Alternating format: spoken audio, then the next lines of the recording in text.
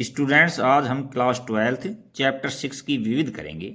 इसकी विविध है जो काफ़ी इम्पोर्टेंट है। इसके सारे क्वेश्चन हैं जो पूरे चैप्टर का निचोड़ है और इसमें टोटल 16 क्वेश्चन है। तो फर्स्ट पार्ट में हम क्वेश्चन नंबर 8 सोल्व करेंगे और सेकंड पार्ट में हम 9 से लेकर के 16 तक सोल्व करेंगे और सभी क्वेश्चंस को हम आपके पक्के माइंड में बैठाएंगे। हालांकि क्वेश्चन काफ़ी कठिन है लेकिन हम आपको बहुत ही अच्छे तरीके से समझाएंगे।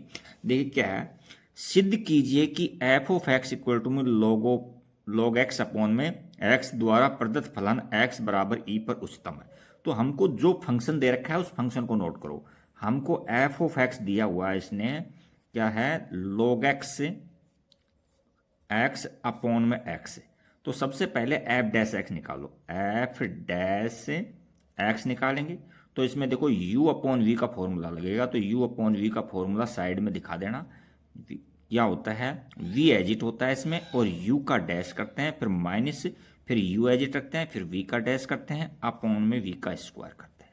तो ये क्या हो जाएगा, देखो ये u है और ये v है, तो v को एजिट रखेंगे हम, तो x को एजिट रखेंगे, डॉट log x का डिफरेंशियल करेंगे तो 1 अपॉन में x करेंगे, फिर फॉर्मूले के अकॉर्डिंग माइनस साइन लगाएंगे, फिर log x को एजिट रखेंगे, log x को एजिट रखेंगे और फिर x का डिफरेंशियल करेंगे तो 1 हो जाएगा और अपॉन में क्या हो जाएगा, x स्क्वायर हो जाएगा।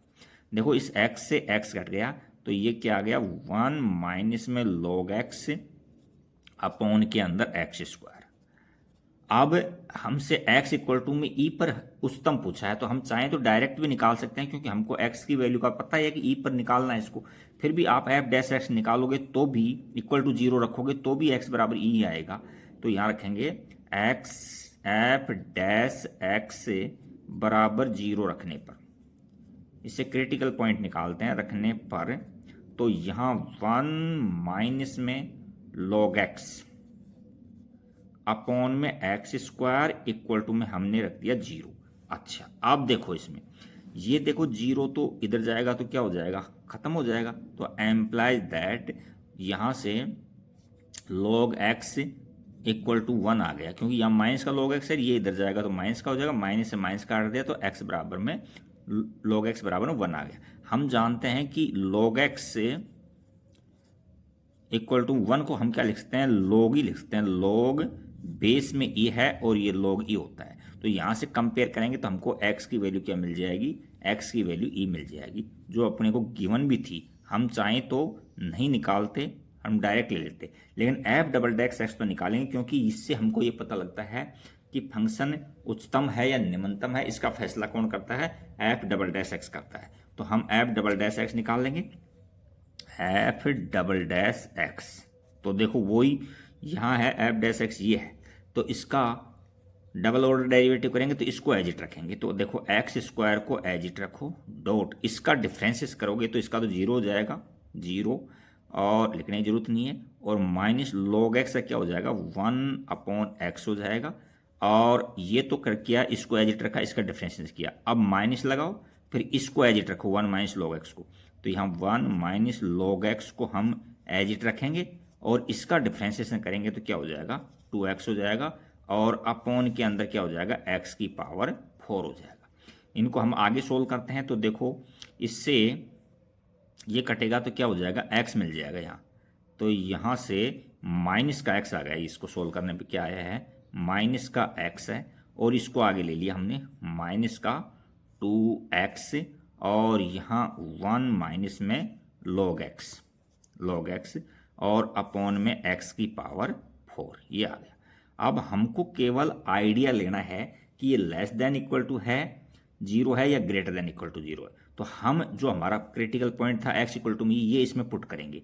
तो हम एफ डबल डैश ई पर हम वैल्यू चेक करेंगे। तो देखो इसमें क्या आ रहा है, देखो यहाँ से x की जगह e रख दो, तो यहाँ से माइनस ई और माइनस में 2 और ये e है, और यहाँ क्या हो जाएगा 1 माइनस में log और बेस में e होता है, log e है, और अपॉन में क्या है, x की पावर e की पावर 4 हो जाएगा। x जगह e रख देंगे, e की पावर 4। देखो log e की वैल्यू 1 होती है, तो यह 1 माइनस 1 है जो 0 हो जाएगा, तो इसको दिखा भी दो भले ही, यहाँ माइनस ई और माइनस में 2e है और यहाँ 1 माइनस 1 और अपॉन में e की पावर 4। अच्छा, अब यहाँ देखो इसको माइनस का e और ये तो देखो पूरा ही पार्ट 0 हो गया, तो इसको लिखना की जरूरत है नहीं, और e की पावर 4।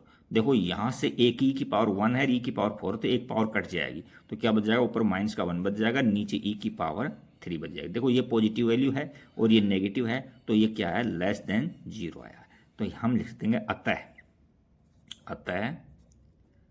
x बराबर e पर फलन उच्चतम है, फलन उच्चतम है,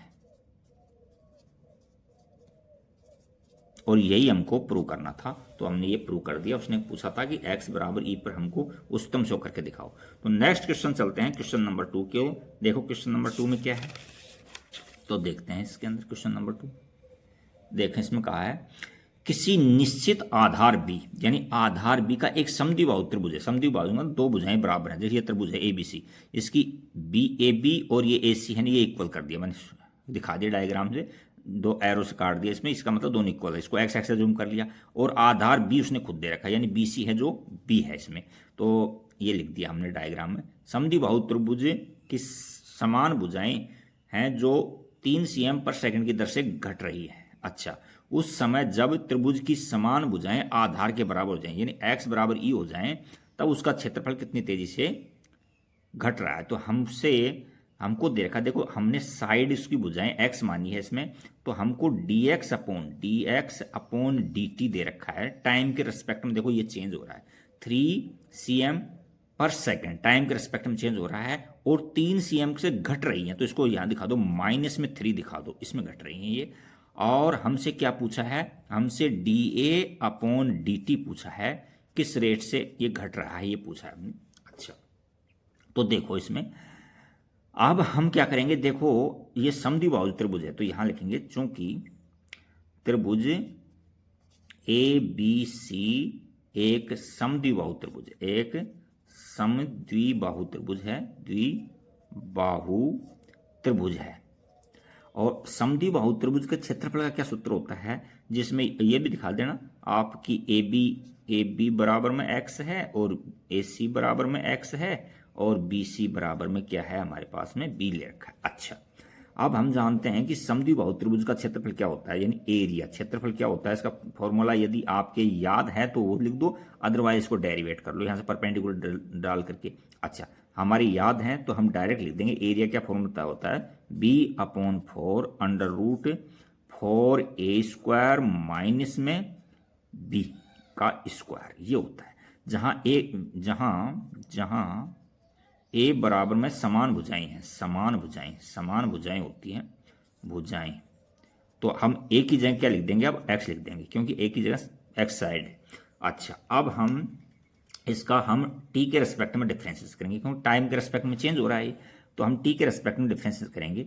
तो हम लिखेंगे dA upon dt equal to, देखो B/4 है जो कांस्टेंट है, तो B/4 यहाँ x और डालना पड़ेगा, एक लाइन और दिखाना यहाँ, क्योंकि यहाँ वेरिएबल x, चलो हम एक दिखा देता हूँ, B/4 रूट के अंदर यहाँ 4x² माइनस के अंदर b² ऐसे है, क्योंकि इसमें जो समान भुजा थी वहाँ x डाल दिया, और ये है एरिया है, न कि ये परिवर्तन नहीं है, एरिया है, तो इसको हम फंक्शन कह सकते हैं, या a रखो तो t के सस्पेंड दिखाओगे, तो मैं इसको f(x) मान लेता हूँ, फंक्शन x के रिस्पेक्ट में है।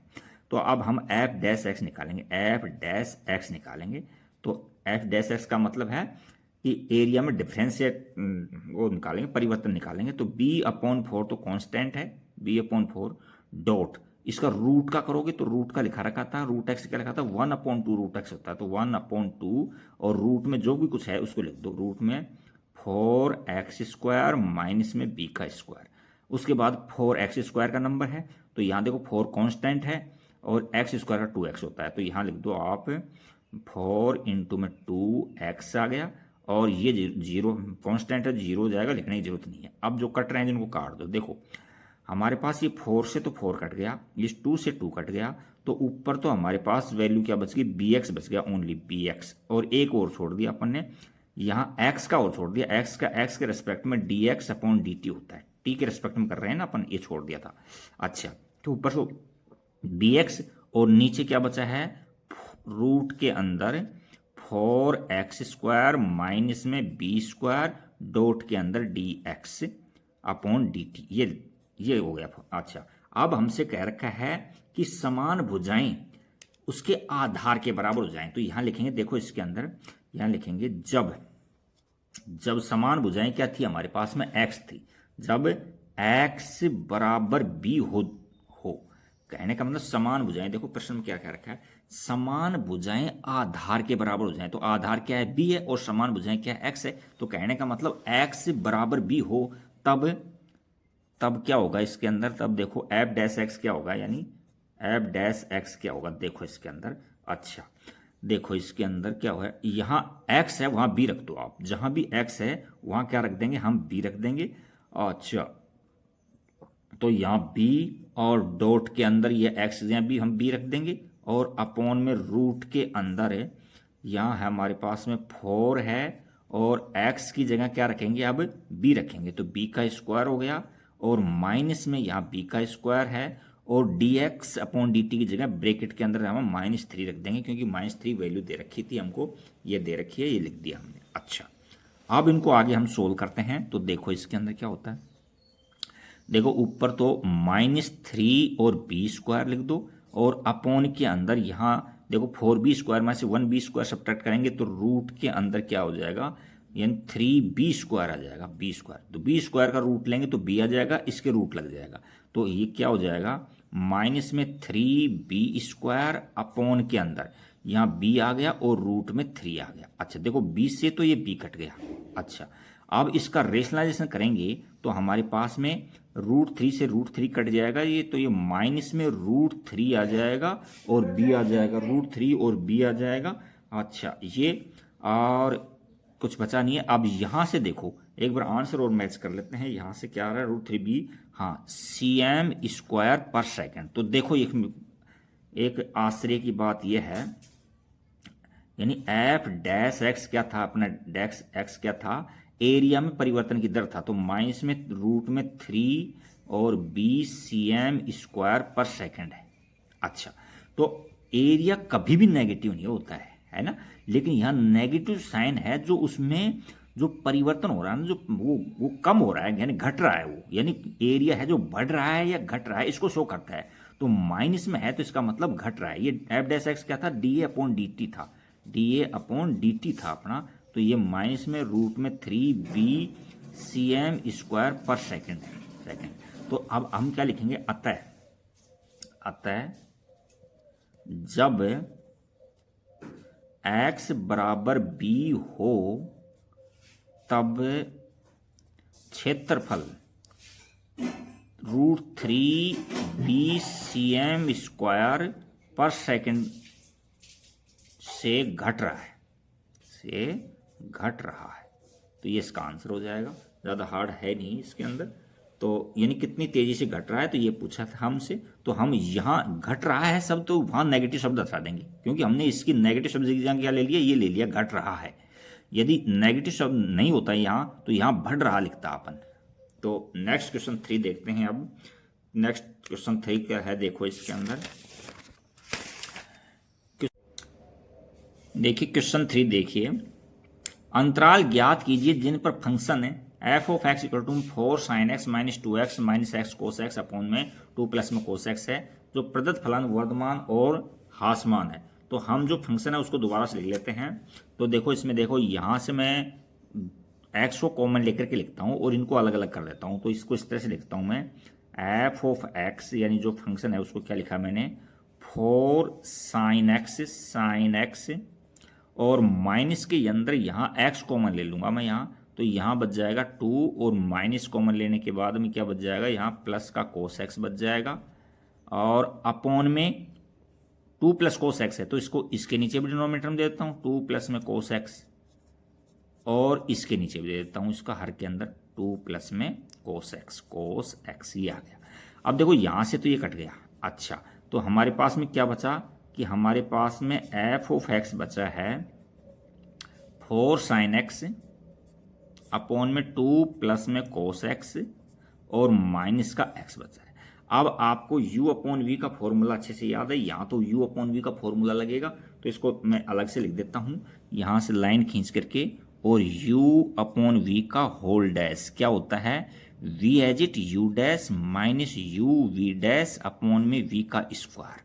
तो देखो इसमें तो ये लगेगा एफ डैश एक्स निकालते हैं, एफ डैश एक्स निकालते हैं, तो यहाँ इसको एजिट 2 प्लस में कोस एक्स को एजिट ब्रैकेट में लेना इसको, और इसका डिफरेंशिएट करेंगे तो ये 4 तो कांस्टेंट है, तो 4 कोस एक्स हो जाएगा इसका, कोस एक्स। फिर यहाँ इसी का अनुसार इसी को सोल्व कर रहे हैं अभी, फिर माइनस फॉर्मूले का लगाओ, फिर एक्स यू की जगह 4 साइन एक्स लिखो, 4 साइन एक्स लिखो, और v का डैश इसका डिफरेंशिएट करेंगे तो ब्रैकेट ले लो, इसका तो 0 हो जाएगा और इसका क्या हो जाएगा माइनस का साइन एक्स हो जाएगा, साइन एक्स, और अपॉन के अंदर क्या हो जाएगा 2 प्लस में कॉस एक्स का होल स्क्वायर हो जाएगा, ये हो जाएगा।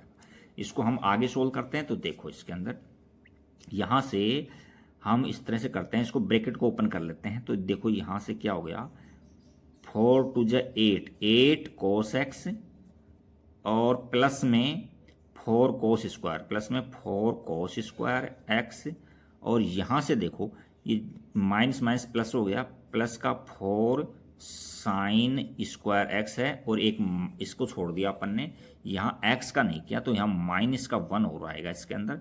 अच्छा अब यहाँ तो एलसीएम लेंगे हम, तो ये माइनस के अंदर ये 2 ऊपर चला जाएगा मल्टीप्लाई में, तो ये 2 प्लस के अंदर कोस एक्स का होल स्क्वायर, और अपॉन के अंदर क्या हो जाएगा पूरे के लिखा है 2 प्लस में कोस एक्स का होल स्क्वायर हो जाएगा। अच्छा अब इसको हम आगे सोल्व करते हैं, तो देखो आगे तो ज़्यादा हार्ड है नहीं, तो आगे सोल्व करेंगे हम, तो पेन चेंज करें, यहाँ से देखो हम 4 कॉमन लेंगे, तो यहाँ 8 कोस एक्स प्लस के अंदर 4 हमने कॉमन ले लिया, तो क्या हो गया कोस स्क्वायर एक्स और प्लस के अंदर साइन स्क्वायर एक्स हो गया, और इस ब्रैकेट को ओपन करेंगे तो ए का स्क्वायर ए प्लस बी का होल स्क्वायर हो रहा है, तो सारे प्लस में होंगे, लेकिन बाहर माइनस होने की वजह से ये सारे नेगेटिव हो जाएंगे, तो क्या हो जाएगा माइनस का 4 और माइनस का 4 कोस एक्स और माइनस का ही कोस स्क्वायर एक्स हो जाएगा, कोस स्क्वायर एक्स हो जाएगा। ये सारे पॉजिटिव थे बट बाहर माइनस होने से नेगेटिव हो गए। अच्छा और अपॉन के अंदर क्या लिख दिया हमने 2 प्लस में कोस एक्स का होल स्क्वायर। अच्छा अब देखो ये वैल्यू कुछ कट रहे हैं जिनको काट दो, देखो यहाँ से ये देखो 1 हो गया, तो ये 4 और ये 4 कट जाएगा, इसी प्रकार से इस 4 को ये नेगेटिव है और ये पॉजिटिव है, तो यहाँ से हमारे पास में क्या हो जाएगा 4 कोस एक्स बच जाएगा, 4 कोस एक्स बच जाएगा, और यहाँ से माइनस में कोस स्क्वायर एक्स बचा है और अपॉन के अंदर 2 प्लस में कोस एक्स का होल स्क्वायर बचा है। अच्छा आगे यहाँ कोस एक्स कॉमन आ रहा है, तो यहाँ से कोस एक्स को कॉमन ले लो, ओनली कोस एक्स आ रहा है, ओनली कोस एक्स को कॉमन लेंगे तो यहाँ क्या बच जाएगा 4 माइनस में कोस एक्स बच जाएगा और अपॉन में 2 प्लस में कोस एक्स का होल स्क्वायर। अच्छा ये एफ डैश एक्स है। अब देखो यहाँ कहाँ पर ये नेगेटिव होगा और कहाँ पॉजिटिव होगा ये चेक करना है अपने को। तो देखो इसके अंदर क्वाड्रेंट देखो आप इसके अंदर, यानी यहाँ से कोस एक्स है ना, कोस एक्स की वैल्यू क्या होती है, कोस एक्स की वैल्यू -1 से 1 होती है, ये हम जानते हैं कि जो कोस एक्स होता है, कोस एक्स होता है लेस देन इक्वल टू 1 होता है, ग्रेटर देन -1 होता है। अच्छा यानी बड़े से बड़ी वैल्यू इसकी 1 होती है, छोटे से छोटी वैल्यू -1 होती है। बट कोस एक्स ASTC के अकॉर्डिंग यहाँ पॉजिटिव होता है, यहाँ नेगेटिव होता है, यहाँ नेगेटिव होता है, यहाँ पॉजिटिव होता है। अच्छा अब इसमें यदि कोस की बड़े से बड़ी वैल्यू या छोटे से छोटे वैल्यू रखोगे तो भी ये ऑलवेज पॉजिटिव रहेगा, और ये भी इसकी बड़े से बड़ी वैल्यू 1 रख दो तो 4 - 1 3 होगा, पॉजिटिव होगा, और माइनस रखोगे तो भी ये 5 हो जाएगा, पॉजिटिव रहेगा। ये तो दोनों तो पॉजिटिव हैं, इस पर डिपेंड कर रहा है, मेन तो इस पर डिपेंड कर रहा है। तो ये कहाँ कहाँ पॉजिटिव होता है, फर्स्ट क्वाड्रेंट में पॉजिटिव होता है, फोर्थ में। तो यहाँ लिख देंगे सिंस जो एफ डैश एक्स है वो ग्रेटर देन 0 होता है, कहाँ कहाँ होता है वो लिख दो इसके अंदर, इन 0 to π/2 π/2 एंड यहाँ आएगा 3π/2, यानी 3π/2 से लेकर के और 2π तक क्या होगा, ये ग्रेटर देन 0 से बड़ा होगा। तो इसमें क्या होगा, फंक्शन वर्धमान हो जाएगा। तो हमसे क्या पूछा था, वर्धमान पूछा था, तो हम यह लिख देंगे हैंस वर्धमान फलन क्या लिख देंगे, वर्धमान, यहाँ लिख दो आप 0 से π/2 और यूनियन के अंदर 3π/2 से 2π लिख दो। अब हासमान बताना है अपने को, तो हम देखेंगे f' नेगेटिव कहाँ होगा, तो f' है जो 0 से कम होगा, इस इंटरवल में कम होगा, पाई से लेकर के π/2 से लेकर पाई, यानी f' लेकिन होगा इन कहाँ π/2 से लेकर के पाई तक, और एंड कहाँ से लेकर पाई से लेकर के 3π/2 तक। अच्छा, अब हम इसको हासमान कहाँ दिखाएंगे, इसके अंदर हम हासमान इसको दिखाएंगे, हासमान कहाँ होगा, ये देखो π/2 से लेकर के पाई तक, और यूनियन कर दो पाई से लेकर के और 3π/2 तक, 3π/2 तक। आपके बुक में डायरेक्ट दिखा रखा है π/2 से लेकर 3π/2 तक, बाकी ये ठीक है, इस तरह से लिखना आप।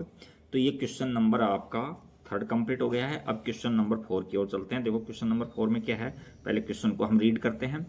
देखो क्वेश्चन नंबर 4 की ओर चलते हैं हम।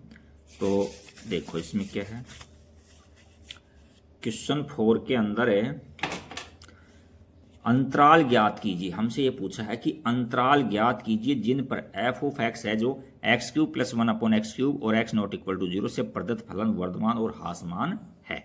तो देखो फंक्शन को पहले दोबारा से लिख लो, f(x) वही केस बनेगा, f(x) = के अंदर है x³ प्लस में 1/x³, ये है। अच्छा, अब हम इसका f' निकालेंगे। क्या निकालेंगे, f'। तो किस तरह से निकालोगे आप, यहाँ से f' निकालो, तो इसका तो क्या हो जाएगा, 3x² हो जाएगा, 3x² हो जाएगा। और इसका देखो, इसको x की पावर -3 लिख लेंगे तो पावर आगे आ जाएगी, तो -3 आगे आ गया, और x की पावर पावर आगे ले लेंगे यानी -3, और x की पावर 1 बढ़ जाएगी, -3 -1 तो -4 हो जाएगी। तो इसको -4 को हम नीचे लाएंगे तो x की पावर 4 हो जाएगी, ये आ जाएगा। तो अब ये आ गया हमारे पास में। अब हम 3 क्या है कॉमन ले सकते हैं इसके अंदर, तो यहाँ से हमने 3 कॉमन ले लिया, तो यहाँ से बचा हमारे पास में x² और माइनस में 1/x की पावर 4 बचा। अच्छा, अब आगे थोड़ा और ले लो इसको, x की वो ले लो आप, एलसीएम ले लो उसमें, f' = के अंदर या 3 को बाहर रखो, और यहाँ x की पावर हम 4 एलसीएम लेंगे, तो यहाँ x की पावर क्या हो जाएगा, 6 हो जाएगा, x की पावर 6 हो जाएगा, और माइनस में 1, ये हो गया। अब हम क्रिटिकल पॉइंट निकालने के यानी क्रांतिक बिंदु निकालने के लिए, जिसलिए हम वर्धमान और हासमान चेक करते हैं, उसके लिए f' को 0 के बराबर रखते हैं। तो यहाँ लिखेंगे f' बराबर 0 रखने पर, तो इसकी जगह 0 रख दो, तो ये 3 और यहाँ से x की पावर 6 माइनस में 1/x की पावर 4 = में 0। देखो ये मल्टीप्लाई में होगा, 0 चला गया, ये डिवाइड में जाएगा, ये भी 0 हो जाएगा। तो यहाँ से क्या बचेगा, एम्प्लाई दैट x की पावर 6 और माइनस में 1 = में 0 आ गया। तो यहाँ से और आगे सोल्व किया तो x की पावर 6 = के अंदर 1 आ गया। तो अब इसका दोनों तरफ से क्यूब रूट लेते हैं, जैसे मान क्यूब रूट तो नहीं कहेंगे इसको, पावर में 1/6 कर रहे हैं इसका भी, यानी x की पावर 6 और ये भी 1/6 और ये भी 1/6 है, तो ये तो 1 ही रहना है, इसका कटेंगे तो 1 आ जाएगा। बट ये जैसे इवन पावर होती है ना, यानी सम पावर होती है, तो प्लस माइनस में खुलता है, तो यहाँ से x की वैल्यू क्या आ जाएगी, x = में प्लस माइनस में 1 आ गई, ये वैल्यू आ गई इसकी, यानी क्रिटिकल पॉइंट ये आ गई। अब हम अलग अलग वैल्यू रख के देखेंगे कहाँ फंक्शन है जो वर्धमान है, कहाँ ये हासमान है। नहीं हाँ, वर्धमान हासमान पूछा है, तो हम क्या करेंगे इसके अंदर, हम इसमें जो क्रिटिकल पॉइंट है ना, वो देखो कितने भागों में बट रहा है ये देखते हैं। इसके अंदर इंटरवल भी तोड़ सकते हो, वरना वर्धमान और हासमान के लिए आप डबल ऑर्डर डेरिवेटिव निकाल सकते हो, है कि नहीं, तो उस पर भी ज़्यादा हार्ड नहीं वो भी। बाकी आप इसको इंटरवल्स में तोड़ लो, यहाँ -∞ है और ये +∞ है, यहाँ माइनस का 1 है, इससे बड़ा नंबर ये 1 है। तो पूरे इंटरवल को इसने 3 भागों में बांट दिया, यानी -1 से लेकर के -∞ से ∞, और -1 से 1 और 1 से ∞ तक। अच्छा, अब हम देखेंगे कहाँ पॉजिटिव हो रहा है कहाँ नेगेटिव हो रहा है। तो इसमें हम वैल्यू रखते हैं, इससे छोटे रखते हैं किसमें, एफ डैश एक्स में रखते हैं यहाँ। तो हमारा एफ डैश एक्स क्या था, या नीचे दिखा देता हूँ मैं। एफ डैश एक्स ये था हमारे पास में, यानी कि 3 और ये x की पावर 6 -1 अपॉन में x की पावर 4 ये था। अब इससे छोटी वैल्यू रखो कोई, -2 रख दो आप इसके अंदर, इसमें ये अच्छा -2 रखेंगे। अब देखो इसके अंदर एफ डैश में -2 रख करके आइडिया लेता हूँ कि ये लेस देन होगा ग्रेटर देन होगा 0 से, यानी प्लस का होगा माइनस का। तो 3 और यहाँ -2 की पावर 6 करेंगे तो ये कितना हो जाएगा, -2 है और पावर में 6 करेंगे, -2 की पावर 6 करेंगे और माइनस में 1 करेंगे अपॉन में -2 की पावर 4 करेंगे। तो देखो यहाँ से -2 की पावर लगभग कितनी यानी 64 हो जाएगी। 2 की पावर 6 है 64 है, यानी पॉजिटिव वैल्यू आ गई। ऊपर भी यहाँ भी पॉजिटिव वैल्यू आ गई और यहाँ भी पॉजिटिव वैल्यू आ गई। तो यानी पूरा 0 से बड़ा होगा तो यहाँ पॉजिटिव दिखा दो, ये आइडिया लेना है अपने को।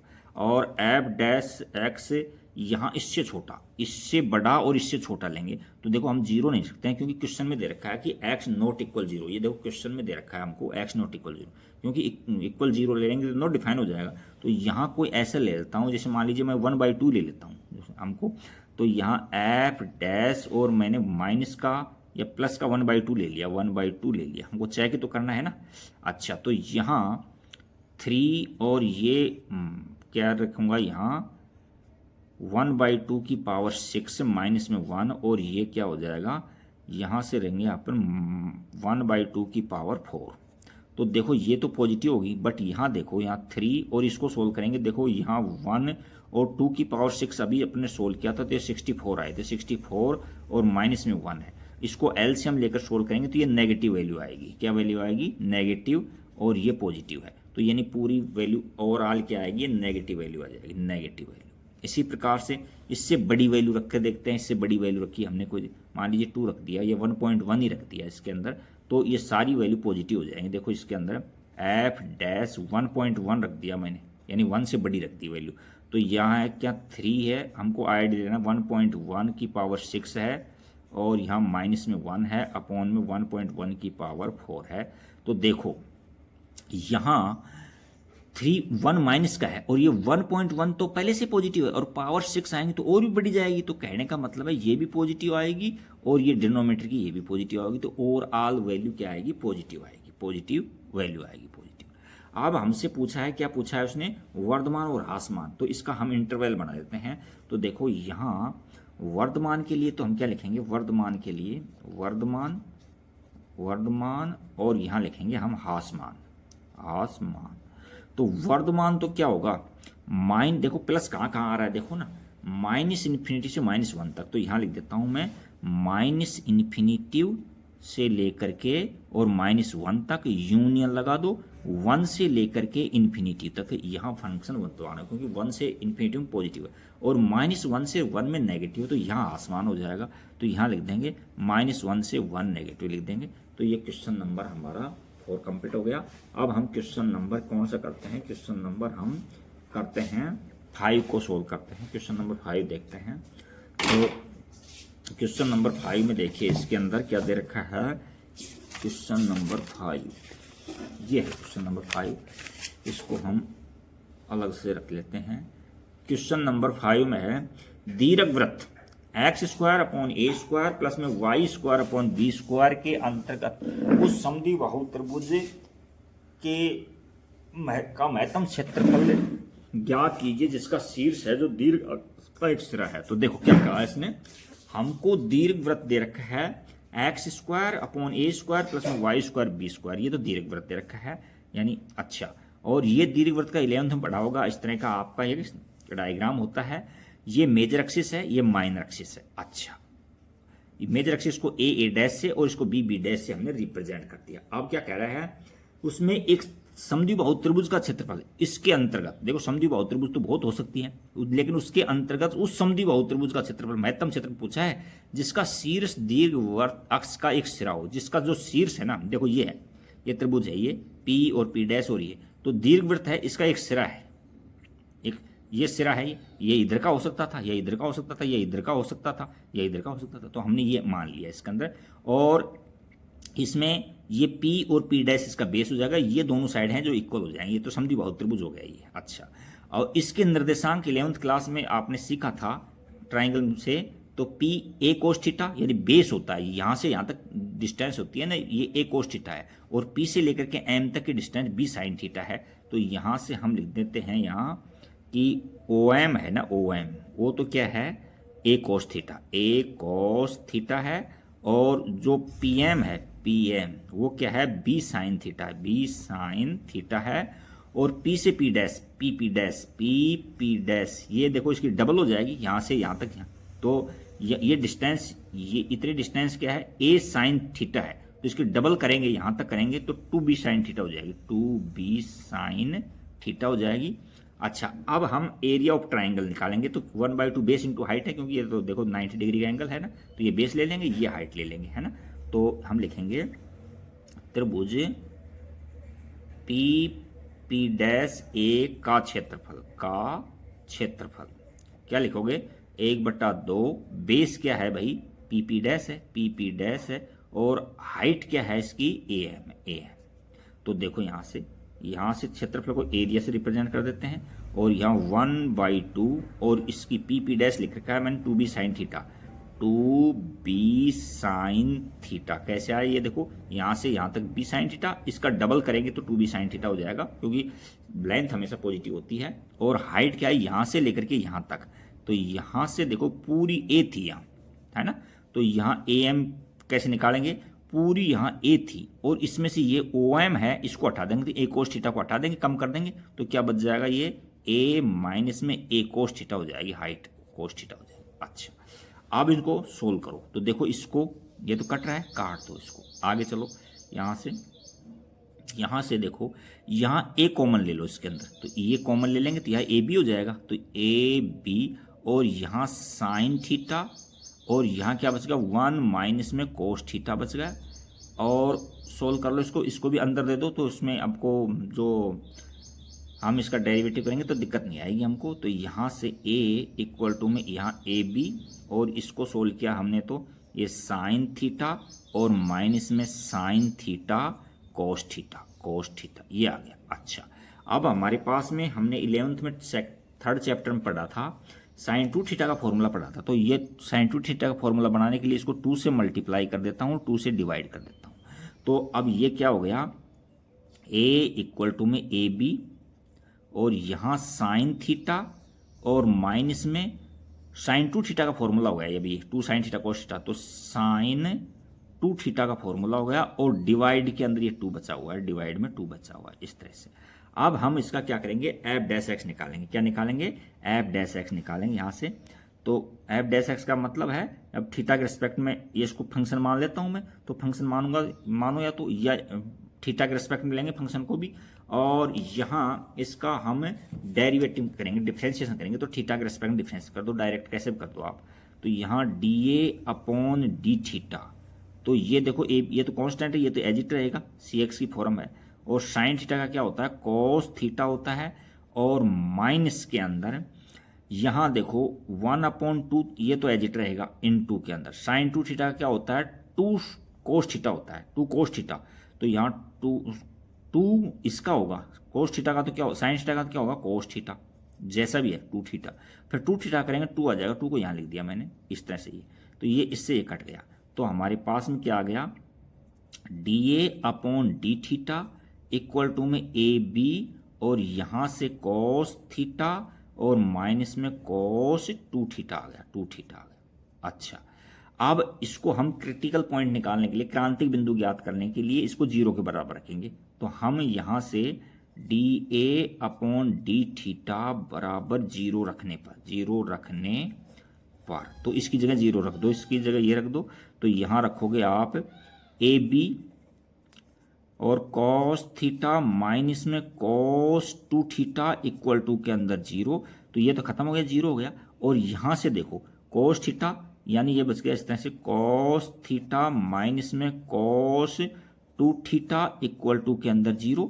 तो इसको इधर ले लो, इसको इधर ले लो, बात एक ही है, यहाँ तो हम इसको इस तरह से ले लेंगे। देखो यहाँ इधर जाएगा तो माइनस का कोस थीटा हो जाएगा, तो माइनस से माइनस कट जाएगा, तो यानी ओवरऑल इसको हम सोल्व करेंगे तो क्या हो जाएगा, एम्प्लाइज दैट यहाँ से हो जाएगा कि कोस थीटा इक्वल टू में कोस टू थीटा ले लो इसको, कोस टू थीटा इक्वल टू में कोस थीटा बच गया, कोस थीटा। अच्छा ये हो गया इसको सोल्व करने के बाद, माइनस से माइनस काटने के बाद। अच्छा यहाँ से कोस थीटा इक्वल टू में कोस टू थीटा इक्वल टू में कोस थीटा हो रहा है, तो देखो यहाँ से इंटरवल देखना पड़ेगा, दोनों इक्वल है तो कोस, हम कोस थीटा को कैसे लिखते हैं, देखिए 2 पाई और माइनस थीटा लिखेंगे, दूसरे राउंड में आएगा तो 2 पाई है, यहाँ जैसे एक राउंड करेगा तो 0 फिर 2 पाई, तो 2 पाई माइनस थीटा भी तो कोस थीटा ही होगा ना, कोस फॉर्मूला है ना यहाँ से, देखो कोस 2 पाई माइनस थीटा क्या होता है, कोस थीटा होता है, कोस थीटा, क्योंकि 2 पाई पर फंक्शन चेंज नहीं होता है और फर्स्ट क्वाड्रेंट में पॉजिटिव होता है, इसको हम क्या लिख सकते हैं 2 पाई माइनस थीटा लिख सकते हैं इसकी जगह। तो हम क्या लिखा यहाँ से हमने कोस 2 थीटा इक्वल टू के अंदर कोस 2 पाई माइनस थीटा लिखा। अब हम कंपेयर करेंगे तो कोस की जगह कोस है, 2 थीटा इक्वल टू में 2 पाई और माइनस में थीटा, तो एम्प्लाइज दैट यहाँ से देखो, यहाँ से इधर आएगा तो ये पॉजिटिव हो जाएगा, 3 थीटा हो जाएगा, यानी यहाँ ले लेता हूँ 3 थीटा इक्वल टू में 2 पाई, तो थीटा इक्वल टू में 2 पाई अपॉन में 3 आ गया, ये क्रिटिकल पॉइंट आ गया हमारा, थीटा इक्वल टू में 2 पाई अपॉन 3। अब आप चाहो तो इसको फर्स्ट ऑर्डर डेरिवेटिव से भी कर सकते हो और आप चाहो तो उसको सेकंड ऑर्डर डेरिवेटिव से कर सकते हो, तो इसका लिए एक पेज और लेना पड़ेगा मेरे को। तो देखो इसको मैं डबल ऑर्डर डेरिवेटिव निकाल के दिखाता हूँ इसको, ये था हमारा फर्स्ट ऑर्डर डेरिवेटिव, ये था, इसका लेस देन और ग्रेटर देन 0 से उच्चतम और निम्नतम ज्ञात करने के लिए हमको डबल डैश ऑर्डर डेरिवेटिव निकालना होगा।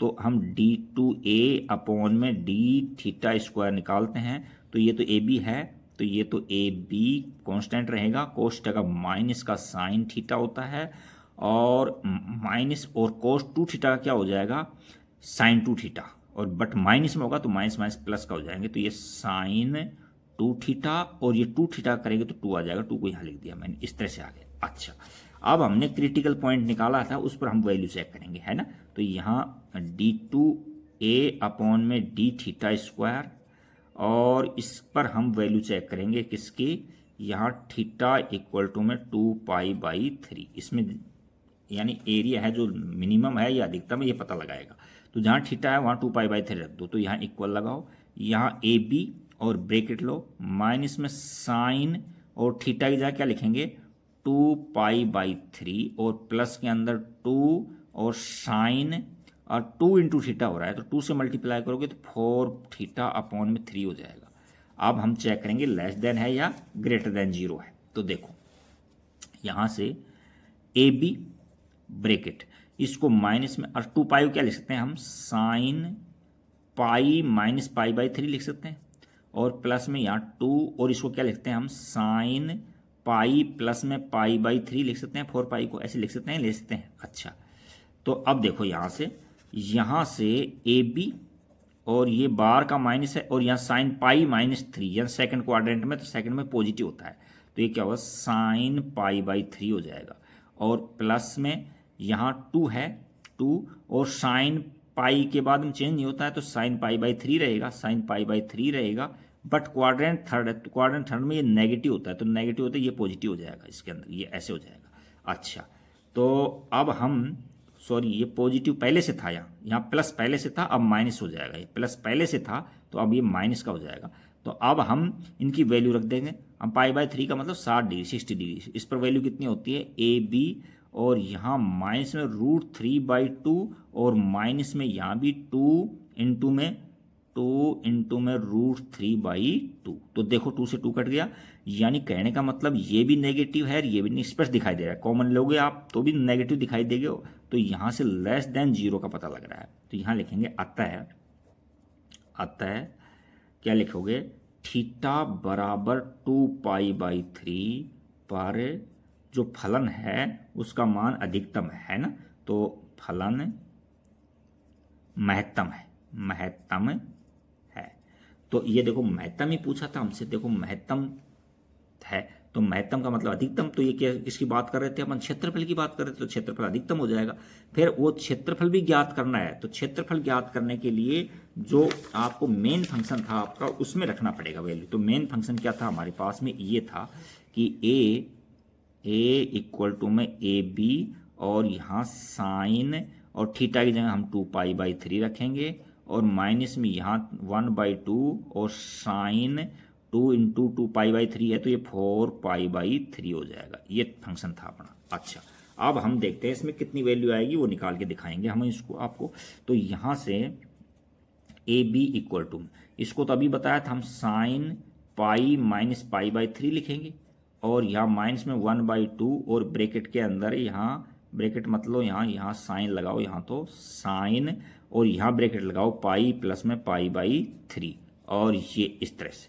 अब यहाँ से आगे सोल्व करेंगे तो यहाँ ए बी, और यहाँ से देखो कौन सा है, साइन π/3 आ जाएगा, साइन π/3 क्वाड्रेंट देखो सेकंड है तो सेकंड में पॉजिटिव होता है, यहाँ माइनस लगाओ, और यहाँ 1/2 है, और यहाँ साइन और पाई प्लस में π/3 है, तो यानी साइन π/3 आएगा।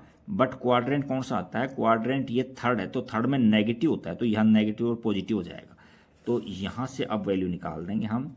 तो ए बी, और साइन π/3 का मतलब √3/2 होती है, क्या होती है, √3/2 होती है, और प्लस के अंदर यहाँ क्या है, इसकी तो क्या है, √3/2 है, √3/2, और 2 नीचे मल्टीप्लाई में है, यानी 2 इंटू 2 है, तो ये 4 हो गया नहीं। तो अब 4 एलसीएम ले लो, तो यहाँ ए बी, और यहाँ से 4 हम एलसीएम ले लेंगे, तो इसे 2 से मल्टीप्लाई हो जाएगा, तो 2√3a, और प्लस के अंदर √3a।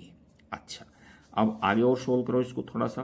तो यहाँ से ए बी, और 2 और 1 कितना होगा, 3 हो गया, यानी 3√3/4, ये उसका एरिया आ गया। हमसे पूछा था कि उसका क्षेत्रफल भी ज्ञात करो, तो उसका जो क्षेत्रफल था वो ये आ गया। अब इकाई इसके अंदर हम दे नहीं रखी, तो इसमें इकाई ही लिख दो, इसके अंदर इकाई, वर्ग इकाई है, या वर्ग इकाई लिख दो, या इस तरह से वर्ग इकाई लिख देंगे, वर्ग इकाई, क्योंकि इसमें हमको इकाई दे नहीं रखी, क्योंकि सीएम में है कि मीटर में है, किलोमीटर में है, किसके अंदर है, तो ये इसका फाइनल आंसर आ जाएगा। ये क्वेश्चन नंबर हमारा 5 कंप्लीट होता है। अब क्वेश्चन नंबर हम 6 देखते हैं। क्वेश्चन नंबर 6 में क्या है, देखो क्वेश्चन नंबर 6 को पहले हम पढ़ते हैं। देखिए इसके अंदर एक आयताकार आधार व आयताकार दीवारों की 2 मीटर गहरी और 8 मीटर क्यूब आयतन की एक बिना ढक्कन की टंकी का निर्माण करना है। देखो ये बिना ढक्कन की टंकी है, इसका आधार हमने क्या मान लिया, एक्स ले लिया, ऊंचाई लंबाई इसकी एक्स ले लिया आधार की, और चौड़ाई है जो वाई है, और जो गहराई है ना इसकी टंकी की वो 2 मीटर है, तो LBH लग जाएगा इसके अंदर। अच्छा, टंकी का निर्माण करना है। टंकी के निर्माण में आधार के लिए तो इतना खर्च होता है, ₹70 पर मीटर स्क्वायर से खर्चा होता है, और दीवारों पर निर्माण के लिए ₹45 पर मीटर स्क्वायर के, इसकी जो दीवार बनाएंगे ना उसका खर्चा तो यह है, और आधार के लिए है, ऊपर का तो बनाना नहीं है। अच्छा, निम्नतम खर्च से बनी टंकी की लागत ज्ञात कीजिए। तो देखो ये ज़्यादा हार्ड है नहीं, हमको आधार की, देखो इसमें हम लिख देते हैं आधार की लंबाई, आधार है डॉट में की लंबाई बराबर में हम x ले लिया, और ये चौड़ाई इसकी क्या ले लिया हमने, ये y ले लिया, और जो ऊंचाई है ना, यानी गहराई ले लो या ऊंचाई ले लो, गहराई ये कितनी है, 2 मीटर है, ये हमने नोट कर दिया। अब हम पेन चेंज कर लेते हैं, और अब इसके अंदर जो आधार का क्षेत्रफल हम आराम से निकाल लेंगे, तो हम आधार का क्षेत्रफल निकालेंगे, और इसके अंदर इसका जो आयतन दे रखा है उसको आयतन का फॉर्मूला भी हमको लिखना पड़ेगा। तो देखो यहाँ से लिख देता हूँ मैं, आधार का क्षेत्रफल क्या हो जाएगा बताओ, आधार का क्षेत्रफल क्या हो जाएगा, लंबाई गुना चौड़ाई, तो XY हो जाएगा। अच्छा, वो वॉल्यूम यानी इसका जो क्या दे रखा है, इसमें आयतन दे रखा है, आयतन यानी आयतन क्या फॉर्मूला होता है, आयतन दे रखा है हमको 8 मीटर क्यूब दे रखा है, मीटर क्यूब। अच्छा, तो आयतन का फॉर्मूला क्या होता है, लंबाई गुना चौड़ाई गुना ऊंचाई, तो लंबाई ये है, चौड़ाई ये है, ऊंचाई ये है, तो यहाँ लिख देंगे XY इंटू में 2 इक्वल टू के अंदर 4, तो यहाँ implies that XY equal to में 4 नहीं 8, और यहाँ 2 से काटेंगे तो ये 4 आ जाएगी। और यहाँ से भी हम यदि हम y की वैल्यू निकालना चाहें तो y की वैल्यू क्या आ जाएगी हमारे पास के अंदर, ये आ जाएगी 4/x। कहीं ज़रूरत पड़ेगी तो इनको काम में लेंगे अपन। अच्छा, ये लिख लेता, हाईलाइट कर दिया मैंने इसको। अच्छा, अब उसके अंदर क्या कह रहा है, आयतन हमने ये लिख दिया था और इसकी ये लंबाई चौड़ाई, ये क्षेत्रफल आ गया उसके अंदर। अच्छा, अब उसमें क्या कहा है कि टंकी के निर्माण में आधार के लिए तो 70 रुपये पर मीटर स्क्वायर लगाएंगे। तो आधार को बनाने के लिए कॉस्ट दे रखी है 70 रुपये पर मीटर स्क्वायर। तो हम लिखेंगे आधार का खर्चा, लिखेंगे आधार बनाने में खर्चा, या लिखेंगे आधार के निर्माण का खर्चा। आधार के निर्माण का खर्चा, निर्माण का खर्चा या कॉस्ट। देखो हमको 70 रुपये पर मीटर स्क्वायर दे रखी है, 70 रुपये पर मीटर स्क्वायर। तो यानी 70 लिख देंगे और इनटू में आधार का क्षेत्र, ये तो 1 मीटर स्क्वायर का है, लेकिन आधार का क्षेत्रफल तो x इंटू वाई है। तो ये x इंटू वाई कितनी है दे रखी है हमको, ये 4 दे रखी है, यानी एक्स वाई लिख दो या 4 लिख दो। आधार का क्षेत्रफल कितना है, एक्स वाई है, यानी एक्स वाई है। तो इसका और भी निकालोगे क्षेत्रफल तो एक्स वाई की जगह 4 रख दोगे या तो 70 इंटू में कितना है यहाँ रख दोगे आप 4, यानी 280 रुपीज़ आ गए। इतने खर्चा लगा आधार के अंदर, तो कोई दिक्कत नहीं यहाँ तक। तो अब हम लिखेंगे चारों दीवारों का क्षेत्रफल। क्या सूत्र होता है, यहाँ लिख देता हूँ, चारों दीवारों का क्षेत्रफल, चारों दीवारों के क्षेत्रफल का सूत्र क्या होता है, हमने छोटी क्लास में पढ़ा था, 2 गुणा ऊंचाई और लंबाई प्लस चौड़ाई, ये फॉर्मूला होता है। लंबाई प्लस में चौड़ाई, ये फॉर्मूला होता है। तो इसमें लिखेंगे हम 2 गुणा ऊंचाई कितनी है, 2 है, और लंबाई प्लस में चौड़ाई, लंबाई x है प्लस में चौड़ाई कितनी है, y है। अच्छा, अब इसका भी खर्चा निकाल दो। इसका खर्चा कितना आ जाएगा इसके अंदर, तो इसमें कितना दे रखा है, 45 दे रखा है, 45 है ना। तो चारों दीवारों का खर्चा लिख दो आप, चारों दीवारों का खर्चा, दीवारों को बनाने का खर्चा, बनाने का खर्चा। इसको कितने से मल्टीप्लाई करोगे, ये तो उसका एरिया का है, तो इसको कितने से मल्टीप्लाई करोगे, 45 से करोगे। तो यहाँ लिख देते हैं अपन 45 गुणा में ये 4 है और ब्रैकेट में x प्लस में y है। ये खर्चा आ गया, चारों दीवारों खर्चा आ गया ये तो।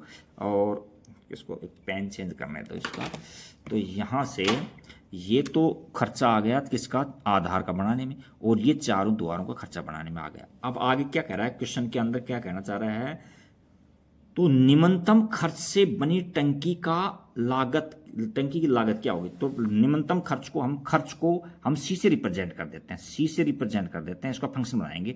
तो इसमें देखो ये तो क्या बना था अपने आधार का खर्चा, ये 280 रुपये, 280 रुपये तो आधार खर्चा आया था, और प्लस के अंदर ये किसका खर्चा आया, चारों दीवारों का। तो यानी 45 इंटू में 4 और ये कितना है x प्लस में y, ये चारों दीवारों का खर्चा में। अच्छा, अब हम इसको फंक्शन लेंगे, यस एक्स के रेस्पेक्ट में डिफरेंस कर देंगे, इस y को हटा दो। तो y की जगह हम क्या रख देंगे, यहाँ से देखो हमने आपको y की जगह पहले बता दिया 4/x रखेंगे यहाँ y की जगह। तो यहाँ से रख दो इसमें c इक्वल टू में 280 प्लस में 45 को 45 दूनी 90, 90 दूनी 180 हो गए, यानी इसको मल्टीप्लाई 180 हो गए, और यहाँ से x हो गया और प्लस में यहाँ 4/x हो गया। इसमें l से मत लो क्योंकि इसका डिफ्रेंसिएशन करेंगे तो इजीली रहेगा यहाँ से।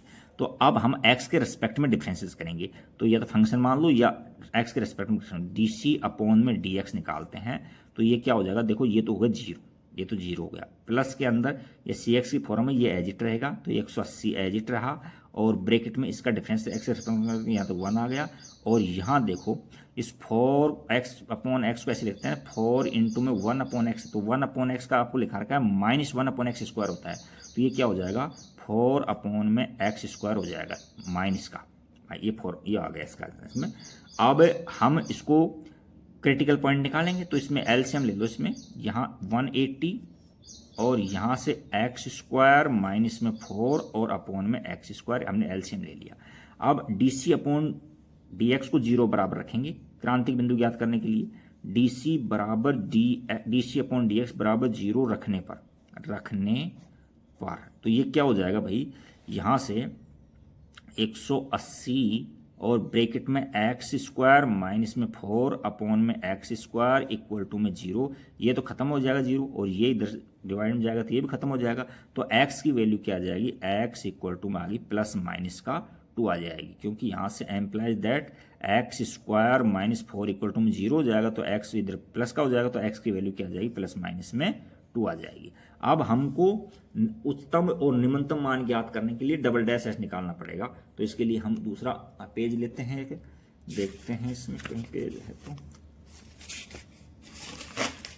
चलो ये पेज मिल गया अपने को। अब हम डबल ऑर्डर डेरिवेटिव करेंगे इसका, है ना। तो ये डबल ऑर्डर डेरिवेटिव इसका कर लेते हैं हम। देखो ये डी अपॉन डी एक्स है, तो हम d2c upon D x square निकालेंगे इसका। तो देखो इसका लेंगे यहाँ इसका, तो यहाँ 180 है, ये तो एज इट रहेगा क्योंकि यहाँ अंदर x भी है, इसका 0 कर देंगे। और यहाँ माइनस है, तो देखो उसका क्या हो जाएगा, माइनस है तो अलग से देता हूँ, यहाँ माइनस का 4 है और इसको x की पावर -2 ले लूँगा, तो ये -4 तो कांस्टेंट रहेगा और x की पावर आगे आ जाएगी, तो माइनस का 2 आगे आ गई और इसकी पावर x की पावर -2 -1 माइनस का 3 होगी। तो ये माइनस और ये माइनस का कितना हो गया, 8 हो गया ये, यानी 8 अपॉन में x की पावर 3 हो जाएगा। इसका सोल्व करेंगे, तो अब काम तो और सोल्व कर लेना इसमें।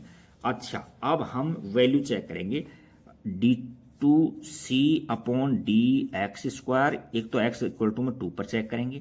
तो यहाँ तो क्या है, मिनिमम आती है, मैक्सिमम आती है, यानी लेस देन 0 आती है, ग्रेटर देन 0 आती है। 180 और इनटू में यहाँ 8 है, अपॉन में 2 की पावर 3 है, तो यानी कि ये भी 8 हो गई। तो 8 से 8 काटेंगे तो ये 1 हो जाएगा, 181 होगी, ये तो ग्रेटर देन 0 है। तो ग्रेटर देन 0 होती है, वहाँ मिनिमम वैल्यू मिलती है, क्या मिलती है, मिनिमम।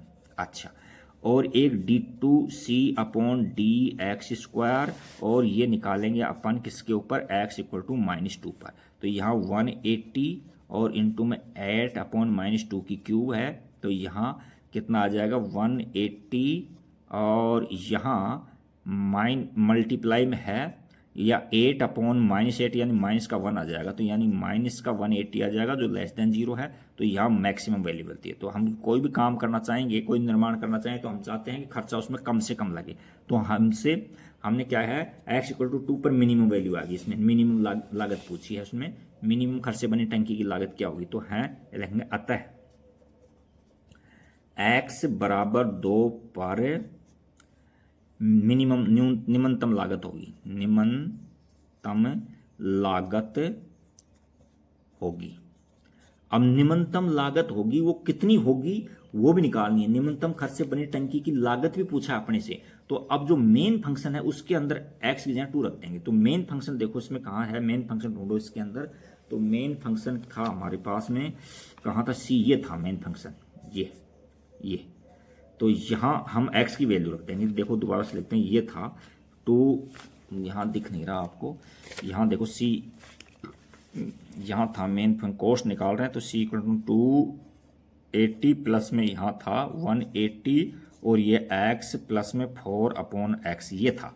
अब x की जगह 2 रख दो, x जगह क्या रख देंगे, 2। तो यहाँ 280 x बराबर 2 रखने पर, x बराबर 2 रखने पर, तो यहाँ प्लस में 180 और यहाँ 2 प्लस में 4 अपॉन में 2, इसको भी काटेंगे तो क्या आ गया, 2 आ गया, 2 और 2 4 हो गए। तो यहाँ से इसको हम मल्टीप्लाई किया तो 280 प्लस के अंदर 180 इंटू में 4, तो 4 है ये 4। अब इसको मल्टीप्लाई करो, 280 प्लस में या 18 दूनी 36, 36 दूनी 32, 720 हो जाएगा। तो इनको ऐड करोगे, दो ऐड करने पर 1000 आ गया। तो यानी ₹1000 है जो उसकी मिनिमम लागत आई है। जो टंकी हमने बनाई थी उसकी मिनिमम लागत कितनी आई है, ये ₹1000 आई है। तो ये क्वेश्चन नंबर हमारा 6 कंप्लीट हो गया है। अब क्वेश्चन नंबर हम 7 की ओर चलते हैं। देखो क्वेश्चन नंबर 7 में क्या है, क्वेश्चन नंबर 7 कहीं लिखा हुआ है, इधर है ये क्वेश्चन नंबर 7। देखो अब आप क्वेश्चन को रीड करते हैं। पहले तो देखो क्या कहना चाह रहा है, एक वृत्त और एक वर्ग के परिमापों का योग है जो कितना है, k है, और जहां k एक अचर है तो सिद्ध कीजिए कि उनके क्षेत्रफलों का योग निम्नतम है और वर्ग की भुजा वृत्त की त्रिज्या की दुगनी है। ये बताना है कि वर्ग की भुजा है वृत्त की त्रिज्या की दुगनी है और क्षेत्रफल का योग निम्नतम दिखाना चाहिए। तो देखो वृत्त बनाओ हम, हम यहाँ से एक वर्ग बना लेते हैं, जैसे वर्ग, तो इसकी साइड को हम x मान लेते हैं और ये वृत्त है, इसकी त्रिज्या हम r मान लेते हैं। तो यहाँ लिखते हैं माना वृत्त की त्रिज्या, माना वृत्त की त्रिज्या r है और वर्ग की जो भुजा है उसको हमने x मान लिया, x। अब क्या कहना चाह रहा है, प्रश्न में वर्ग और उनका परिमापों का योग है जो k है, तो प्रश्नानुसार यहाँ लिखते हैं प्रश्नानुसार या क्या कहा है, इसका परिमाप और इसका परिमाप। प्रश्नानुसार ये कहा हमसे, इसका परिमाप क्या होता है, वर्ग का परिमाप क्या होता है 4 इंटू एक्स होता है, 4 इंटू भुजा होता है, और प्लस इसका परिमाप क्या है 2 पाई आर, यानी 2 पाई आर होता है इसका परिमाप, यानी परिधि होती है जो यानी इसकी जो बाउंड्री लाइन होती है ना उसी को पेरीमीटर बोलते हैं, परिमाप बोलते हैं। तो 2 पाई आर, और ये कितना दे रखा है अपने को, के दे रखा है, यहाँ से के नोट कर लिया अपन ने। अच्छा, अब हमें यहाँ से आगे चलते हैं, देखो इसके अंदर क्या दे रखा है, इसके अंदर आगे उसको सिद्ध कीजिए कि उनके क्षेत्रफलों का योग निम्न हो, तो उनका क्षेत्रफल, तो यहाँ लिखेंगे वृत्त का क्षेत्रफल, वृत्त का क्षेत्रफल क्या है, ये पाई आर स्क्वायर होता है, और वर्ग का क्षेत्रफल क्या है, वर्ग का क्षेत्रफल ये क्या है, भुजा स्क्वायर यानी एक्स का स्क्वायर। अब दोनों का क्षेत्रफल क्या हो जाएगा, दोनों का क्षेत्रफल इसको हम ए से रिप्रेजेंट कर देते हैं, तो इसका तो क्या हो जाएगा, वर्ग का तो एक्स स्क्वायर हो जाएगा और वृत्त का पाई आर स्क्वायर, आगे पीछे कैसे भी लिख लो कोई दिक्कत नहीं है। यहाँ एक्स स्क्वायर ये वर्ग का लिख दिया मैंने, और ये पाई आर स्क्वायर इसका लिख दिया मैंने, ये वृत्त का लिख दिया। अच्छा, अब ये कह रहा है इसको निम्नतम या अधिकतम करवा, देखो निम्नतम करवाना चाह रहा है उनके क्षेत्रफलों के योग को, तो हमको यहाँ दो वेरिएबल हैं, तो एक वेरिएबल को हटाना पड़ेगा इसके अंदर। तो यहाँ से हम किसी एक वेरिएबल को हटाते हैं, तो देखो यहाँ से हम r को हटा देते हैं, यहाँ r को हटाओगे तो यहाँ से, ठीक है r को हटा दो इसके अंदर, तो देखो इसमें यहाँ r हटाओगे तो क्या हो जाएगा, यहाँ से एम्प्लाइज दैट, पेन दूसरा लेना पड़ेगा स्पष्ट दिख जाए आपको, तो इसके लिए यहाँ से r को हटाएंगे तो क्या हो जाएगा, देखो यहाँ से k है और ये 4 पाई इधर जाएगा तो माइनस का हो जाएगा, तो एम्प्लाइज दैट r बराबर में k माइनस में ये 4 पाई 4x, और यहाँ 4x जाने के बाद 2 पाई बचेगा, तो इसको डिवाइड में लेंगे 2 पाई डिवाइड में, तो r को हटा करके इसके लिए रख देंगे, तो यहाँ से a की वैल्यू क्या ले लेंगे, a इक्वल टू में x का स्क्वायर, यानी कि x का स्क्वायर और प्लस में पाई की जगह पाई, और r की जगह क्या रखेंगे k माइनस में 4x अपॉन में 2 पाई का होल स्क्वायर, क्योंकि यहाँ स्क्वायर लगा हुआ है। अब देखो इसको एक लाइन और बढ़ाओ, यहाँ a इक्वल टू में एक्स स्क्वायर प्लस के अंदर यहाँ देखो k प्लस में पाई, ये 4 पाई स्क्वायर हो जाएगा, 4 पाई स्क्वायर ब्रैकेट खोलेंगे तो ये ऊपर तो ये आ जाएगा k माइनस में 4x, और नीचे देखो 4 पाई स्क्वायर हो जाएगा, तो 4 और इस पाई से एक पाई कट गई, तो यहाँ 4 पाई आ गया, ये आ गया, यहाँ स्क्वायर लगेगा, इसका तो स्क्वायर लगेगा। अच्छा, इसका स्क्वायर हटा दिया हमने। अब हम इसका डिफरेंसेस करेंगे, यानी इसको हम फंक्शन मान लेंगे एक्स के रेस्पेक्ट में, या एक्स के रेस्पेक्ट में डी अपॉन डी एक्स कर दो, बात एक ही आ रही है, तो आपकी इच्छा पर डिपेंड है। मैं D A upon D x कर देता हूँ, यानी एक्स के रेस्पेक्ट में डिफरेंस करता हूँ, यहाँ तो 2x आ जाएगा, यहाँ तो 2x आ जाएगा, और प्लस के अंदर ये 1/4 पाई, ये तो कांस्टेंट है बाहर ही रहेगा 1/4, और इसका डिफरेंस करोगे तो क्या आ जाएगा 2 आगे आ जाएगा, और यहाँ k माइनस में 4x आ जाएगा, और ये 0 हो जाएगा, और 4x का इसको, ये तो पावर का किया था, इसका 0 हो जाएगा, इसका माइनस का 4 हो जाएगा, इसका क्या हो जाएगा माइनस का 4 हो जाएगा। बस अब कटें, जिसको काट दो आप, तो देखो यहाँ -4 है, तो इसको काटेंगे तो माइनस का 1 बच गया, ये 4 से 4 कट गया, तो यहाँ क्या वैल्यू आ गई, यहाँ 2xi है, और आगे यहाँ माइनस को मैं आगे ले आता हूँ, तो यहाँ माइनस में और 2k आ गया, और माइनस को यहाँ से मल्टीप्लाई, तो प्लस का क्या आ जाएगा 4x हो जाएगा, 4x हो जाएगा, और अपॉन में पाई हो जाएगा, ये हो जाएगा इसके अंदर। अच्छा, अब हम आगे और सोल्व करते हैं इसको, देखो इसके अंदर क्या हो रहा है, तो अब हम एलसीएम लेंगे इसके अंदर, क्योंकि हमको क्रिटिकल पॉइंट निकालना है, तो एलसीएम लोगे तो यहाँ से हम पाई एलसीएम ले लेते हैं, तो ये तो हो गया 2 पाई x, और माइनस में 2k, और यहाँ कितना है 4x है, 4x एज इट रहने दो इसको। अच्छा, अब यहाँ से हम x की वैल्यू निकालेंगे, तो हम क्या निकालेंगे, D A upon D x बराबर 0 रखने पर तो रखो इसको 0, पेन चेंज करके इसमें 0 रखता हूँ इसकी जगह। तो यहाँ इसकी जगह मैं 2 पाई एक्स और ये प्लस का 4x है और माइनस में 2k है, अपॉन में क्या है ये पाई है और इक्वल टू में 0। तो देखो ये तो खत्म हो जाएगा, 0 हो जाएगा। ये 2k है, इसको इधर ले लेंगे तो यहाँ से क्या मिल जाएगा, इन दोनों के अंदर हम 2x कॉमन ले लो तो 2x इसमें कॉमन ले लेंगे तो यहाँ तो पाई बच जाएगा, यहाँ 4 बच जाएगा, इस 2k को इधर दे देंगे, ये 2k इधर चला गया तो k से देखो 2 से 2 कट गया तो एम्प्लाइज दैट यहाँ से हमको x की वैल्यू क्या मिलेगी, k अपॉन में पाई प्लस में 4 आ गई, ये वैल्यू मिल गई हमको। अच्छा, हमको x की वैल्यू मिल गई, ठीक है, बट उसने क्या कहा है, सिद्ध कीजिए क्षेत्रफल का योग निम्नतम हो। तो निम्नतम के लिए हमको, निम्नतम ज्ञात करने के लिए हमको डबल डैश निकालना पड़ेगा, सेकंड ऑर्डर डेरिवेटिव निकालना पड़ेगा। तो इसको मैं दूसरा पेज पर ले लेता हूँ। देखो इसके अंदर दूसरा पेज है मेरे पास में, तो इसका सेकंड ऑर्डर डेरिवेटिव निकालो, इसका। तो यहाँ देखो डी टू ए अपॉन में डी एक्स स्क्वायर, और यहाँ से सेकंड ऑर्डर डेरिवेटिव निकालेंगे तो 1 अपॉन पाई है, ये तो कांस्टेंट है, पढ़ा रहने दो इसको तो। और यहाँ से देखो x के रेस्पेक्ट में कर रहे हैं तो 2 पाई आ जाएगा, और यहाँ ये 0 हो जाएगा और इसका 4 हो जाएगा, प्लस के अंदर 4 हो जाएगा, ये है। अच्छा, इसमें कोई वेरिएबल नहीं बचा तो ये ऑलवेज ग्रेटर देन 0 होगा।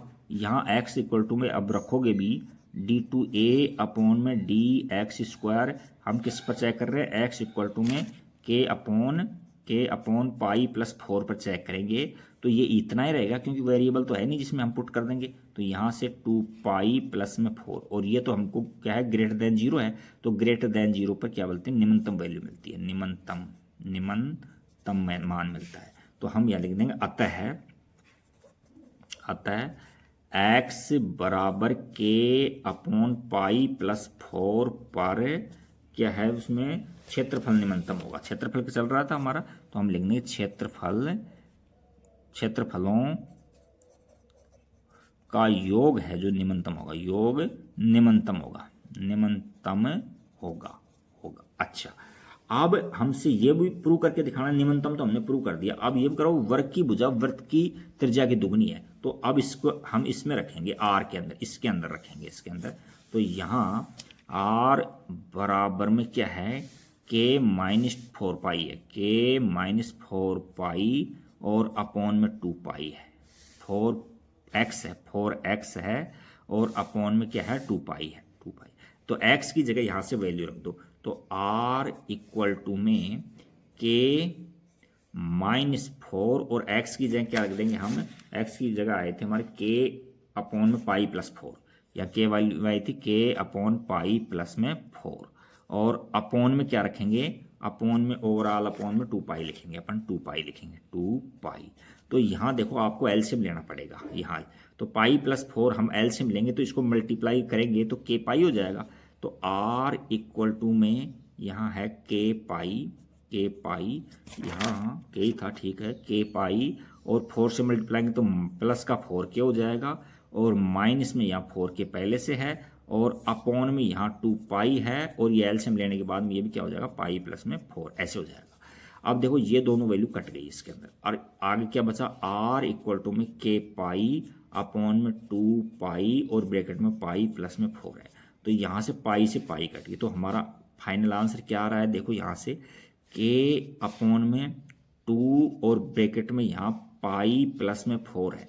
तो हम इसकी वैल्यू के अपॉन पाई प्लस 4, ये तो डिवाइड में है 1/2, तो यहाँ की आर इक्वल टू में 1/2, और ये जो था ये वैल्यू, ये थी वैल्यू अपनी, ये किसके इक्वल थी, के अपॉन पाई प्लस एक्स, ये एक्स के इक्वल टू में, एक्स इक्वल टू के अपॉन पाई प्लस 4 है, ये एक्स के इक्वल में थी, तो यहाँ एक्स रख दो, इसकी जगह क्या रख देंगे, एक्स। तो यहाँ से एम्प्लाइज दैट, इसको और आगे सोल्व करोगे तो एक्स इक्वल टू में क्या आ गया, 2r आ गया, और यही हमसे 2r आया, 2r, और यही हमसे प्रूव करवाना चाह रहा था। देखो क्या प्रूव करवाना चाह रहा था, देखो क्वेश्चन में कि वर्ग की भुजा वृत्त की त्रिज्या की दुगनी है, तो यहाँ लिख देंगे, देखो वर्ग की भुजा, अतः वर्ग की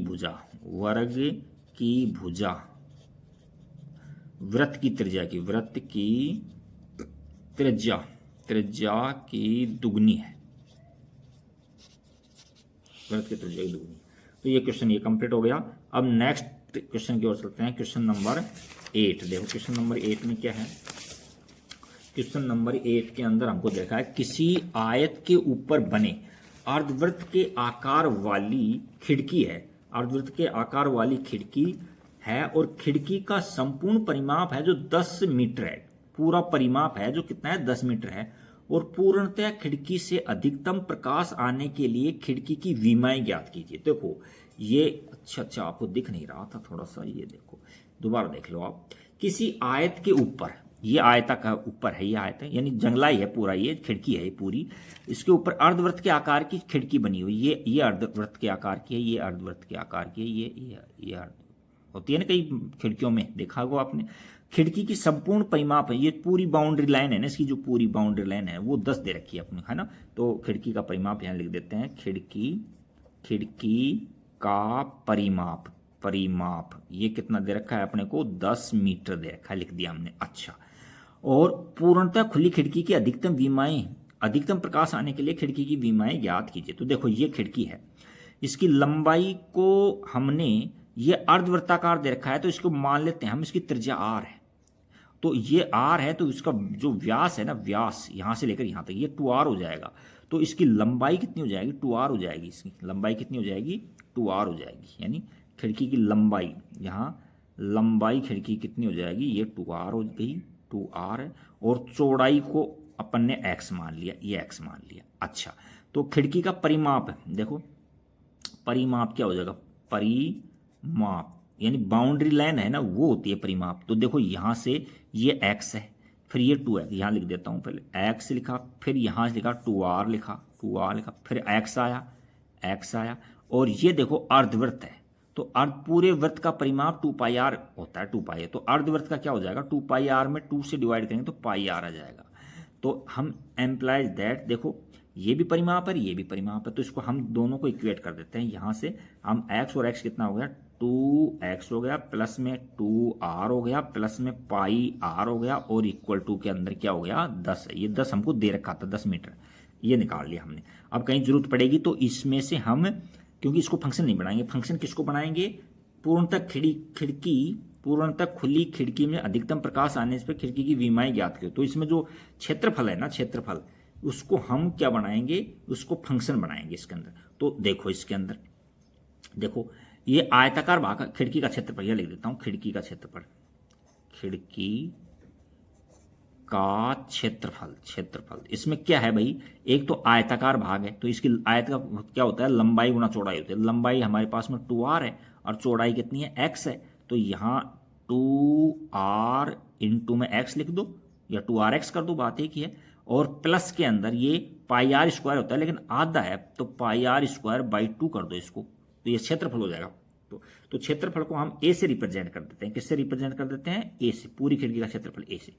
और यहां से अब देखो यहां आर में है और एक्स में है फंक्शन, तो हमारे पास में एक फंक्शन, एक वेरिएबल में फंक्शन बनाना है, या तो आर को हटाओ या एक्स को हटाओ। तो यहां से हम आर को हटाना मुश्किल हो जाएगा, तो हम इस एक्स को हटा देते हैं। तो यहाँ देखो 2x दे रखा है सीधा ही अपने को, तो यहाँ आर को तो ऐसे लिख देता हूँ, और यहाँ 2x दे रखा है, तो 2x को इस तरह से ले लिया मैंने, और ये प्लस में 1/2 और पाई आर स्क्वायर। अब यहाँ से मैं 2x को हटा देता हूँ यहाँ से, तो employees that 2x equal to क्या है tan माइनस में, और इनको इधर दे दो तो क्या हो जाएगा 2r भी माइनस का और पाई आर भी माइनस का। तो अब इस 2x की जगह ये रख दो। अच्छा, तो a इक्वल टू के अंदर क्या आ जाएगा, यहाँ r, और 2x की जगह क्या रख देंगे tan माइनस में 2r और माइनस में पाई r, और यहाँ प्लस में 1/2 पाई आर स्क्वायर, ये हो गया। अच्छा, अब इसमें और सोल्व होता है तो थोड़ा बहुत कर लो, अदरवाइज हम क्या करेंगे इसका, हम इसका वो करेंगे फर्स्ट ऑर्डर डेरिवेटिव। देखो r से मल्टीप्लाई कर दो तो हमारे केस में इनका जो डिफ्रेंसिएशन करेंगे उसमें कंफर्टेबल रहेगा हमारे पास में। तो a इक्वल टू में यहाँ tan r माइनस में 2r स्क्वायर और माइनस में पाई आर स्क्वायर, और प्लस के अंदर क्या है 1/2 पाई आर स्क्वायर। देखो ये 1/2 पाई, इन दोनों को भी सोल्व करोगे तो और भी छोटा हो जाएगा। इसमें देखो यहाँ 1/2 है, ये पूरा 1 है माइनस का, तो इन दोनों को सोल्व करेंगे तो माइनस का 1/2 पाई आर स्क्वायर आ जाएगा। तो एक की जगह क्या लिख देंगे हम, टेन आर माइनस में 2r स्क्वायर माइनस में 1/2 पाई आर स्क्वायर आ गया। इन दोनों को सोल्व करने पर ये आ गया। अच्छा, अब हम आर के रिस्पेक्ट में इसके डिफरेंसेस कर देंगे। तो या तो फंक्शन बना दो इसका, या dA/dr निकालो, dr। तो ये तो देखो क्या आ गया, 10 हो गया। ये माइनस में क्या हो गया, 4r हो गया, 4r। ये 2 कांस्टेंट है, इसका 2r हो जाएगा।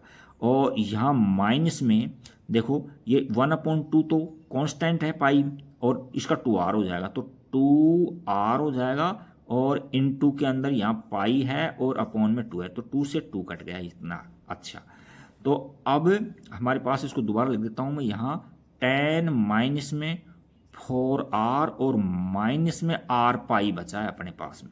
अब हम इसको 0 के इक्वल रखेंगे क्रिटिकल पॉइंट निकालने के लिए। तो हम लिखेंगे dA/dr इक्वल टू में 0 रखने पर तो रखो, इसकी जगह 0 रखो। तो क्या हो रहा है यहाँ, एम्प्लाइज दैट 10 माइनस में 4r और माइनस में r पाई और इक्वल टू में 0। तो ये इधर जाएगा तो नेगेटिव हो जाएगा। तो यहाँ से इसको तो देखो नेगेटिव का 10 कर दिया, और यहाँ से माइनस आर कॉमन ले लो, माइनस का आर कॉमन ले लो, तो यहाँ 4 प्लस में पाई बच गया। अब माइनस से माइनस भी कट गया, तो आर की वैल्यू क्या आई हमारे पास में, यहाँ से 10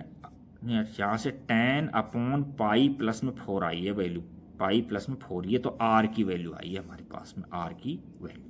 अच्छा, अब यहाँ उसने अधिकतम का जिक्र और किया, उसने देखो इसने अधिकतम प्रकाश है, तो अधिकतम के लिए हम डबल ऑर्डर डेरिवेटिव निकालेंगे। तो इसके लिए हम एक दूसरा पेज लेते हैं, तो देखते हैं क्या होता है इसमें। ये तो उठा देते हैं दूसरा पेज, ये देखो इसके अंदर, हाँ एक कहाँ double order, first order derivative ये था हमारे पास में, क्या था, ये था फर्स्ट ऑर्डर डेरिवेटिव। तो हम इसका सेकंड ऑर्डर डेरिवेटिव निकालेंगे। तो हम निकालेंगे d2a/dr स्क्वायर इक्वल टू में इसका निकालो, तो ये तो 0 हो जाएगा, इसका माइनस का 4 हो जाएगा, माइनस का 4 हो जाएगा, और इसका माइनस का पाई हो जाएगा, ये आ गया। अच्छा, अब इसकी तो किसी पर भी वैल्यू नेगेटिव रहनी है, क्योंकि दोनों साइड नेगेटिव है। तो यहाँ लिख दो, आप लिखना चाहो तो d2a/dr स्क्वायर कौन से पॉइंट पर निकालेंगे, r बराबर में 10 अपॉन पाई प्लस 4 निकाला था अपन ने, इस पर वैल्यू चेक करेंगे। तो इस पर वैल्यू यही रहनी है, क्योंकि कोई वेरिएबल r तो है नहीं, उसमें वैल्यू पुट करेंगे। तो -4 माइनस का पाई जो लेस देन 0 है, लेस देन 0 होता है वहाँ मैक्सिमम फंक्शन होता है, मैक्सिमम फंक्शन होता है। तो कहने का मतलब है इसमें अधिकतम प्रकाश आएगा, उसके अंदर क्या है, अधिकतम प्रकाश आएगा। तो यहाँ लिख देंगे अतः r बराबर 10 अपॉन पाई प्लस 4 पर क्या है, खिड़की से अधिकतम प्रकाश आएगा, खिड़की से अधिकतम प्रकाश आएगा, अधिकतम प्रकाश आएगा। ये तो हमने प्रूव कर दिया अधिकतम। अच्छा, और इसके अलावा उसने क्या पूछा है, अधिकतम और मिनिमम तो हमने प्रूव कर दिया अधिकतम, लेकिन वीमाए और पूछा है। तो वीमाए के लिए हम क्या निकालेंगे, इसकी जो x की वैल्यू, तो r की वैल्यू तो हम निकाल दी, अब x की वैल्यू और निकालनी है। तो x की वैल्यू के लिए यहाँ रख दो फंक्शन को, देखो इसके अंदर, इसमें रख दो, इसमें r की वैल्यू आई है जो इसमें रखेंगे। तो हम क्या रखेंगे, x ज्ञात करने के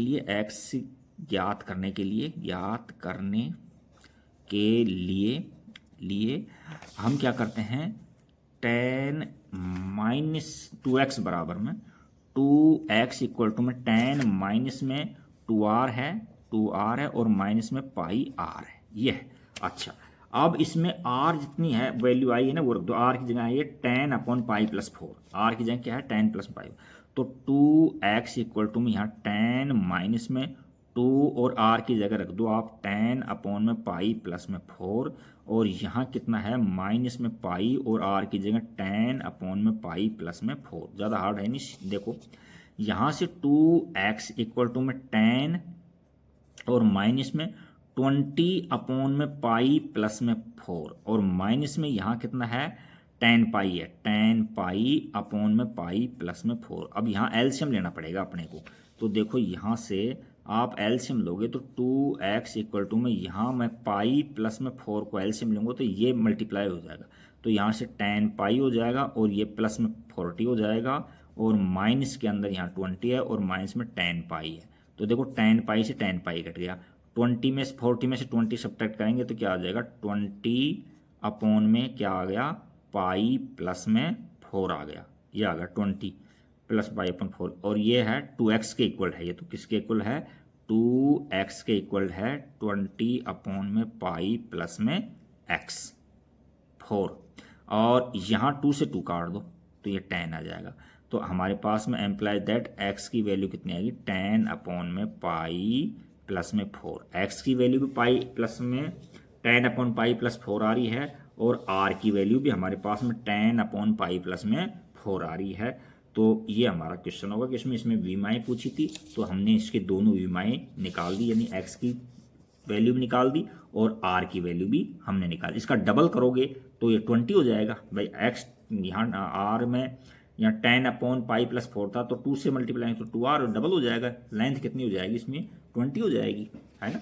तो यहाँ से लेंथ अपनी देखो, यहाँ ये एक लाइन और लिख दो, यहाँ लंबाई क्या थी, लंबाई थी हमारे पास में 2r थी, तो 2 इंटू में r की वैल्यू 10 अपॉन पाई प्लस में 4 थी, तो ये क्या हो जाएगा 20 अपॉन में पाई प्लस में 4 हो जाएगा।